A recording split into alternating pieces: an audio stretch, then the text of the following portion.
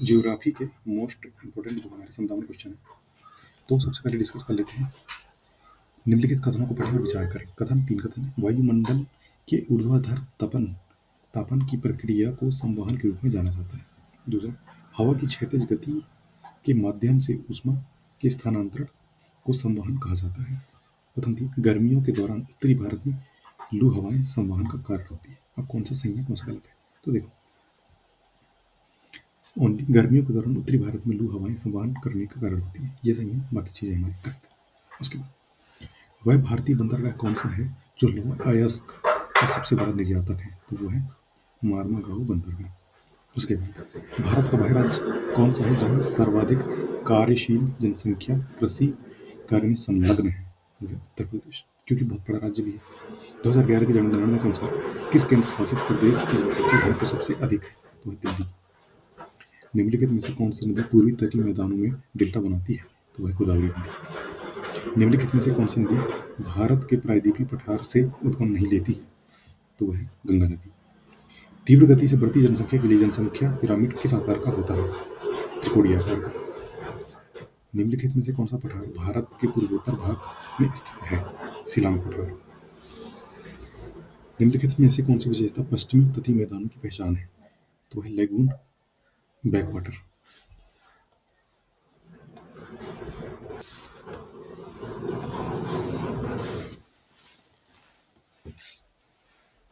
घाघरा नदी प्रणाली के संबंध में निम्नलिखित कथनों पर विचार कीजिए। घाघरा नदी हिमालय में मापसा चुंगो ग्लेशियर से निकलती है, बिल्कुल सही। यह मैदानी इलाकों में प्रवेश करने से पहले शीशा पानी में एक गहरी घाटी बनाती है, बिल्कुल सही। यह शारदा नदी से मिलने के बाद इलाहाबाद में गंगा मिल जाती, बहुत गलत। घाघरा नदी इलाहाबाद तो आती ही नहीं, तो ये ऑप्शन गलत हो गया। निम्नलिखित में से कौन सा कथन ग्रेट इंडियन बस्टर्ड के लिए वर्तमान संरक्षण पहल को उसके भौगोलिक स्थान के साथ सबसे अच्छी तरह से जोड़ता है, तो इसका ऑप्शन है भारत में जीआईबी का पहल सफल कृत्रिम गर्भाधान राजस्थान के जैसलमेर में स्थित राष्ट्रीय प्रजनन केंद्र में हुआ था। तो इंडियन मास्टर्ड के लिए केवल राजस्थान के जैसलमेर में हुआ था, तो यहीं से रिलेटेड हो जाता है। उसके बाद, निम्नलिखित में से कौन सा कथन सही है, तो जन्म दर प्रति वर्ष 1000 लोगों पर पैदा होने वाले बच्चों की संख्या को मापती है। दूसरा, कुल कारकों में वे अक्सर अवसर शामिल हैं जो लोगों को नए क्षेत्र की ओर आकर्षित करते हैं। मृत्यु दर हमेशा जन्म दर से अधिक होती है। पशु कारकों में नागरिक अशांति और नौकरियों की कमी शामिल हो सकती है, तो सही ऑप्शन है इसका। जन्म दर प्रति वर्ष 1000 लोगों पैदा होने वाले बच्चों की संख्या पर मापती है, बिल्कुल सही है। पुल कारकों में वे अवसर शामिल हैं जो लोगों को नए क्षेत्र की ओर आकर्षित करते हैं, बिल्कुल सही है। मृत्यु दर हमेशा जन्म दर से अधिक होती है, गलत बात है, कुछ भी हो सकता है। पशु कारकों में नागरिक अशांति और नौकरियों की कमी शामिल हो सकती है, बिल्कुल हो सकती है। पृथ्वी के वायुमंडल की कौन सी परत मुख्य रूप से सूर्य के पराबैंगनी विकिरणों को अवशोषित करने के लिए जिम्मेदार है, तो वह स्ट्रेटोस्फियर। क्षेत्रफल की दृष्टि से भारत का सबसे बड़ा द्वीप कौन सा है, तो वह महानिकोबार द्वीप। किस भारतीय केंद्र शासित प्रदेश में अनुसूचित जातियां सबसे ज्यादा है, ध्यान रखना, किस भारतीय केंद्र शासित प्रदेश में अनुसूचित जातियां एससी कैटेगरी वाले सबसे ज्यादा हैं, तो वह दिल्ली में। अलकनंदा नदी का उद्गम स्थल निम्नलिखित में से कौन सा है, तो वह है सातोपंथ हिमनद।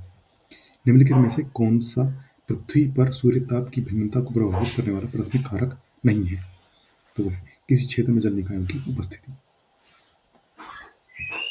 पश्चिमी तटीय मैदान पूर्वी तटीय मैदानों की तुलना में संकरे क्यों हैं, ये पश्चिमी घाटों से घिरे हैं इसलिए ये संकरे हैं। वह राज्य जो लिग्नाइट कोयलों का सबसे बड़ा उत्पादक है वह कौन सा है, लिग्नाइट कोयले का सबसे बड़ा उत्पादक राज्य कौन सा है, तो वह तमिलनाडु। निम्नलिखित में से कौन सा कथन सबसे अच्छे ढंग से बताता है कि कुछ क्षेत्र में उच्च जनसंख्या घनत्व क्यों प्रदर्शित करते हैं। उपजाऊ भूमि, अनुकूल जलवायु, प्रचुर प्राकृतिक संसाधन और मजबूत आर्थिक अवसर प्रदान करने वाले क्षेत्रों में जनसंख्या घनत्व अधिक होने की संभावना अधिक होती है, बिल्कुल सही है। उच्च जनसंख्या घनत्व मुख्यतः खराब बुनियादी ढांचे, आवश्यक सेवाओं और सीमित भूजल क्षेत्रों में पाया जाता है, गलत। सीमित प्राकृतिक संसाधन क्षेत्रों में जनसंख्या घनत्व अधिक होता है क्योंकि वहां कुछ पदार्थों के लिए अधिक प्रतिस्पर्धा होती है, गलत।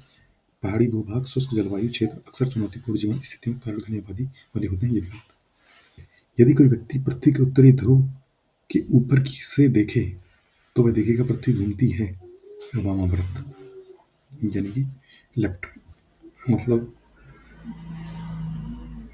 जैसे दक्षिणावर्त है तो वो दाहिने तरफ घूमती है, वामावर्त बाएं तरफ घूमती है, ये समझ सकते हैं। भारत में कौन सा पठार मुख्यतः ज्वालामुखी गतिविधियों का कारण बनता है? वह दक्कन का पठार। नीचे दिए गए कथनों को ध्यानपूर्वक पढ़ें और सही विकल्प चुनें। कथन और असर्शन एंड रीजन। कथन और कारण। चंबल नदी अपनी बंजर भूमि स्थलाकृतियों के लिए जानी जाती है, जिसे चंबल बीहड़ कहा जाता है। बिल्कुल सही है।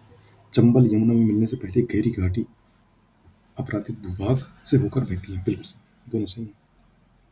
निम्नलिखित कथनों पर विचार करें। उच्च नमी धारण क्षमता शुष्क और गर्म मौसम में अक्सर गहरी दरारें पड़ जाती है। उच्च उर्वरता और ठंडी जलवायु के कारण चाय और सेब की खेती के लिए आदर्श। चूना लोहा मैग्नीशिया और एल्यूमिना भरपूर है, लेकिन फास्फोरिक तत्वों की कमी होती है। कौन सी विशेषता मुख्य रूप से काली मिट्टी से जुड़ी है? यानी काली मिट्टी में ऐसी कौन सी चीजें होती हैं वो जो ज्यादा होती है? तो वो होती है, देखो, उच्च नमी, क्षरण क्षमता, शुष्क और गर्म मौसमों में अक्सर गहरी दरारें पड़ जाती है। बिल्कुल सही बात है, काली मिट्टी में होता है। उसके बाद उच्च उर्वरता, ठंडी जलवायु के कारण चाय और सेब की खेती करने के लिए आदर्श। बिल्कुल गलत। चाय और सेब की खेती ये होती है अपने पहाड़ी क्षेत्रों में, वहां पे काली मिट्टी नहीं पाई जाती है। चूना लोहा मैग्नीशिया एल्यूमिनियम भरपूर, लेकिन फास्फोरस तत्व की कमी। बिल्कुल सही है। तो दोनों ऑप्शन 1 और 3 ऑप्शन सही है। अब आ जाते हैं 85 क्वेश्चन में। इसको भी पढ़ना है और दोनों कथनों को पढ़ना है और कौन सा कथन सही है ये बताना है। क्षोभ मंडल में तापमान प्रत्येक 165 मीटर की ऊंचाई पर 1 डिग्री की दर से घटता है। गलत। मध्य मंडल में तापमान ऊंचाई बढ़ने के साथ साथ घटने लग जाता है, लगभग 80 किलोमीटर पर -100 डिग्री तक पहुंच जाता है। बिल्कुल सही। भारत में सर्वाधिक वर्षा खासी और जयंतिया पहाड़ियों में दर्ज की जाती है। ये पहाड़ियाँ किस राज्य में है? खासी और जयंतिया पहाड़ी, यह मेघालय में। तेलंगाना राज्य में स्थित प्रमुख कोयला उत्पादक क्षेत्र का नाम बताइए। तो वो है सिंगरेनी कोयला क्षेत्र। 1901 से 2011 तक भारत की ग्रामीण और शहरी जनसंख्या प्रतिपत्तियों के संबंध में निम्नलिखित में से कौन सा कथन सत्य है? तो कौन सा कथन सत्य है? ग्रामीण जनसंख्या निरपेक्ष जनसंख्या ग्रामीण जनसंख्या में निरपेक्ष संख्या में लगातार वृद्धि हुई है। बिल्कुल सही। कुल जनसंख्या में ग्रामीण जनसंख्या का प्रतिशत हिस्सा लगातार कम हुआ है। ये भी सही। शहरी जनसंख्या पहली बार 1981 में 100 मिलियन से अधिक हुई थी। ये भी सही है। अब हमको सही जोड़ी इसमें मिलाना है। तो विविध वृक्ष, फसलें और उपवन, इसका सही ऑप्शन क्या है? बागों और फलों के पेड़ों के नीचे निजी स्वामित्व वाली भूमि। खेती योग्य बंजर भूमि, इसका ऑप्शन क्या है? 5 वर्ष से अधिक समय तक बिना खेती के छोड़ी गई भूमि खेती योग्य बंजर भूमि कहलाती है। उसके बाद वर्तमान बंजर भूमि कौन सी है? वर्तमान बंजर भूमि क्या है? 1 वर्ष या उससे कम समय के लिए बंजर छोड़ी गई भूमि वर्तमान बंजर भूमि। वर्तमान बंजर भूमि के अलावा अन्य बंजर भूमि किसे बोलेंगे? तो हम बोलेंगे 1 वर्ष से अधिक लेकिन 5 वर्ष से कम समय के लिए छोड़ी गई भूमि को। निम्नलिखित में से कौन सा कारक भारत के कुछ आर्थिक रूप से विकसित उत्तरी राज्यों में कम बाल लिंग अनुपात में योगदान देता है? जन्म पूर्व लिंग निर्धारण विधियों तक पहुंच में वृद्धि। बिल्कुल सही। महिला साक्षरता और सशक्तिकरण का उच्च स्तर। गलत।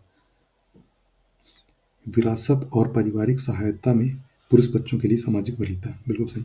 लिंग समान नीतियों का सुदृढ़ परिवर्तन। ये भी गलत है। तो भारत के कुछ आर्थिक रूप से विकसित उत्तरी राज्यों में सबसे कम बाल लिंग अनुपात जो है, उसमें जो योगदान है वो क्या क्या देता है? जो जन्म पूर्व लिंग निर्धारण ये देता है, और फिर दूसरा ऑप्शन है हमारा विरासत और पारिवारिक सहायता में पुरुष बच्चों के लिए सामाजिक वरीयता। उसके बाद एक और इसमें सही जोड़ी मिलाना है। विनाशकारी प्रक्रिया और उनको प्रेरक शक्तियां और ऊर्जा। तो अपक्षय अपक्षय गुरुत्वाकर्षण, आणविक तनाव और रासायनिक क्रियाओं में होता है। उसके बाद जन आंदोलन गुरुत्वाकर्षण बल। कटाव और परिवहन ये होता है गतिज ऊर्जा से। अनाच्छादन समग्र प्रक्रिया, पृथ्वी की सतह पर कार्य करने वाले बाह्य बल। भीतरकनिका मैग्रेव वन किस राज्य में है? भीतरकनिका मैग्रेव वन किस राज्य में है? तो यह उड़ीसा में। पृथ्वी सुदूर संवेदन उपग्रह मुख्यतः निम्नलिखित के लिए डिजाइन किए गए हैं? पृथ्वी सुदूर संवेदन उपग्रह मुख्यतः निम्नलिखित के लिए डिजाइन किए गए हैं। तो किसके लिए किए गए? पृथ्वी पर मौसम, भूमि उपयोग और पर्यावरण परिवर्तनों पर नजर रखने के लिए। खनिज नमूनों के लिए नहीं। भूमिगत परिवहन प्रणाली गलत। भूकंप तरंग इसके लिए भी नहीं। सुदूर संवेदन उपग्रह जो है मौसम के लिए। भारत की 2011 की जनगणना के अनुसार निम्नलिखित में से किस राज्य की जनगणना किस राज्य की जनसंख्या भारत में सबसे कम है? सबसे कम जनसंख्या कहाँ की है? पंजाब की है। निम्नलिखित में से कौन सा भारत में जनसंख्या वृद्धि चरण को उसकी प्रमुख विशेषता से सही ढंग से मेल खाता है? तो वो खाता है चरण 3, मृत्यु 1951 से 1981, मृत्यु दर में गिरावट, उच्च प्रजनन क्षमता के कारण जनसंख्या में विस्फोट, एकदम से जनसंख्या विस्फोट हुआ था। निम्नलिखित में से कौन सा मुख्य रूप से नदी क्रिया द्वारा निर्मित अपरदनात्मक भू आकृति है? नदी द्वारा निर्मित कौन सी भू आकृति है? तो वह है गॉर्ज। वह बंदरगाह जिसका स्वामित्व निजी क्षेत्र की अडानी समूह के पास है, वह कौन सा क्षेत्र है? तो वह है मुद्रा बंदरगाह, गुजरात। उसके बाद अभिकथन और कारण। प्रवासन नकारात्मक और सकारात्मक परिस्थितियों से प्रेरित हो सकता है। पशु कारक व्यक्तियों को एक क्षेत्र से दूसरे क्षेत्र ले जाते हैं, जबकि पुल कारक व्यक्तियों को एक क्षेत्र की ओर खींचते हैं। तो इसका ऑप्शन है, दोनों सही है। पुश कारक पुश करना यानी कि धक्का देना, धक्का दिए तो दूर गया, और पुल कारक यानी खींचना, ये तो सही है। प्रवासन नकारात्मक और सकारात्मक परिस्थितियों से प्रेरित हो सकता है, बिल्कुल हो सकता है। भारत की प्रमुख जल निकासी प्रणालियों के विकास के संबंध में निम्नलिखित कथनों पर विचार करना है। ऐसा माना जाता है कि प्राचीन इंडो ब्रह्मा नदी का समय के साथ 3 प्रमुख जल निकासी प्रणालियों में विभाजित हो गई, बिल्कुल सही। गंगा और उसकी हिमालयन सहायक नदी केंद्रीय जल निकासी प्रणाली का प्रतिनिधित्व करती है, बिल्कुल। पश्चिमी जल निकासी प्रणाली में ब्रह्मपुत्र और उसकी सहायक नदियां शामिल है, गलत, ये पूर्वी में है। अभिकथन और कारण। जो प्रवासी किसी नए देश या नए क्षेत्र में प्रवेश करते हैं उसे अप्रवासी कहा जाता है, बिल्कुल कहा जाता है। प्रवासी वे लोग होते हैं जो अपना देश छोड़कर कहीं और बस जाते हैं, बिल्कुल सही। मंद युवा सूर्य विरोधाभास प्रारंभिक पृथ्वी की जलवायु के बारे में हमारी समझ को किस प्रकार चुनौती देता है? इससे पता चलता है कि प्रारंभिक सौर ऊर्जा इतनी कमजोर थी कि वैश्विक हिमीकरण को रोका नहीं जा सका। ये इस तरह के क्वेश्चन अभी रिसेंट एसएससी जेईई एग्जाम में भी पूछे जा रहे हैं, तो ये हमारे लिए बहुत इंपॉर्टेंट क्वेश्चन हो गया। निम्नलिखित कथनों को पढ़ना है। डायस्ट्रोफिज्म में वे सभी प्रक्रियाएं शामिल हैं जो पृथ्वी की पपड़ी के कुछ हिस्सों को हिलाती हैं, ऊपर उठाती हैं या बनाती हैं। और कथन 2, एक्सोजोनिक प्रक्रियाएं अपनी ऊर्जा वायुमंडल से प्राप्त करती हैं, सौर ऊर्जा और टेक्टोनिक ग्रेडियंट से प्रभावित होती हैं। तो दोनों कथन सही हैं। हीराकुंड बांध के लिए निम्नलिखित में से मुख्य जल स्रोत कौन सी नदी है? हीराकुंड बांध मतलब कौन सी नदी में? तो महानदी में। निम्नलिखित में से कौन सा बायोस्फीयर रिजर्व अपने ही राज्य में सही ढंग से मेल खाता है? तो वह शेषचलम की पहाड़ियां, आंध्र प्रदेश। भारत में सबसे कम जनसंख्या किस राज्य की है? सबको पता है, सिक्किम की है। 2011 की जनगणना के अनुसार किस भारतीय राज्य संघ राज्य क्षेत्र में कोई अनुसूचित जनजाति नहीं है? ये पुदुचेरी में। निम्नलिखित में से कौन सा कथन जलोढ़ मिट्टी को लाल और पीली मिट्टी सही ढंग से अलग करता है? जलोढ़ मिट्टी, रेतीली दोमट और चिकनी मिट्टी, लाल पीली मिट्टी, रेतीली दोमट और कम उपजाऊ वाली ऊपरी भूमि, ये सही है। अब ऊपर वाले देखा, जलोढ़ चट्टानों से, गलत। लाल पीली नदी द्वारा परिवहन, ये तो बिल्कुल भी नहीं। जलोढ़ पुराने प्रकार से उपजाऊ लाल पीला ढंग से, ये भी गलत। जलोढ़ मिट्टी फास्फोरस ह्यूमस से भरपूर, गलत। लाल पीला पोटास भरपूर, बहुत गलत। लाल पीला तो वैसे भी आयरन से भरपूर होता है। निम्नलिखित बंदरगाहों गलियारों का मिलान उनके रणनीतिक लाभ से कीजिए। स्तंभ ए में बंदरगाह गलियारा और रणनीतिक लाभ। तो चाबहार बंदरगाह ये पाकिस्तान को बाईपास करके मध्य एशिया तक पहुंच। उसके बाद IMEC, ये भारत के मध्य पूर्व के मध्य यूरोप से जोड़ता है। उसके बाद सिंतवे बंदरगाह भारत से दक्षिण पूर्व एशिया तक मिजोरम म्यांमार के संपर्क के मध्य से परिवहन का नया युग। पृथ्वी की सतह पर महाद्वीपों और महासागरों के विषम वितरण का प्राथमिक कारण क्या है? तो इसका कारण है समुद्र तल का फैलाव और प्लेटों टेक्टोनिक प्लेट की वजह से। आधुनिक भारतीय भाषाओं के वर्गीकरण के अनुसार किस भाषाई परिवार का भारतीय जनसंख्या में सबसे बड़ा हिस्सा है? तो वह इंडो यूरोपियन आर्यन, जो आर्य लोग हैं उनका। उसके बाद कास्ट स्थलाकृति मुख्यतः किससे संबंधित है? तो ये संबंधित है चूना पत्थर या डोलोमाइट क्षेत्र में भूजल क्रियाकलाप से। उसके बाद निम्नलिखित वन्य जीव अभ्यारण्य और उनसे संबंधित राज्य, इसकी सही जोड़ी हमको मिलानी है। तो गांधी सागर वन्यजीव अभयारण्य ये कहाँ पर है? मध्य प्रदेश में। सोनई रुपई वन्यजीव अभयारण्य ये कहाँ पर है? असम में है। कैमूर वन्यजीव अभयारण्य ये कहाँ पर है? बिहार में है। एंतुनंगरम वन्यजीव अभयारण्य ये कहाँ है? तेलंगाना में है।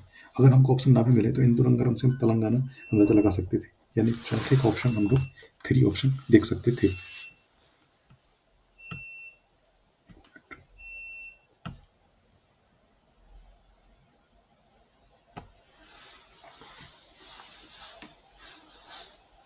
चौथे का सी ऑप्शन हम लोग देख सकते थे। चौथे का सी ऑप्शन कहीं भी नहीं है, तो हमारा ए ऑप्शन वैसे भी सिलेक्ट हो जाता एक ही बार में। भारत की कौन सी उच्च ऊंचाई वाली वेधशाला लद्दाख में अंतरिक्ष अवलोकनों के लिए उपयोग किए जाने वाले ऑप्टिकल इंफ्रारेड टेलीस्कोप की मेजबानी के लिए जानी जाती है? तो यह है हानले भारतीय खगोलीय वेधशाला। निम्नलिखित में से कौन सी कृषि जलवायु और मृदा परिस्थितियां गेहूं की खेती के लिए सबसे उपयुक्त है? तो वह शीतोष्ण फसल, सर्दियों का तापमान 10 से 15 डिग्री सेल्सियस, गर्मियों का तापमान 21 से 26 डिग्री सेल्सियस और चिकनी दोमट मिट्टी।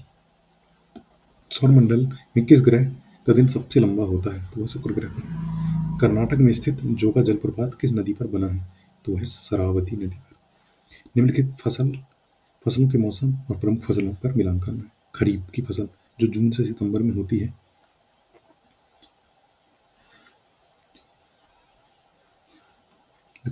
खरीफ फसल जो जून से सितंबर में होती है, तो जून से सितंबर में हम लोग कौन सी फसल लगाते हैं? जून से सितंबर यानी कि हो गया बरसात का मौसम, तो उसमें लगाई जाती है चावल, कपास, बाजरा, मक्का, अरहर।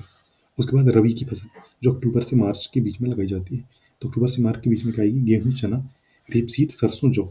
जायद की फसल, इसमें फल, सब्जियां, चारा, ये चीजें आएंगी। तो ये हमारे ज्योग्राफी के क्वेश्चन भी खत्म हो गए। अब हम लोग क्वेश्चन डिस्कस करेंगे पॉलिटी के।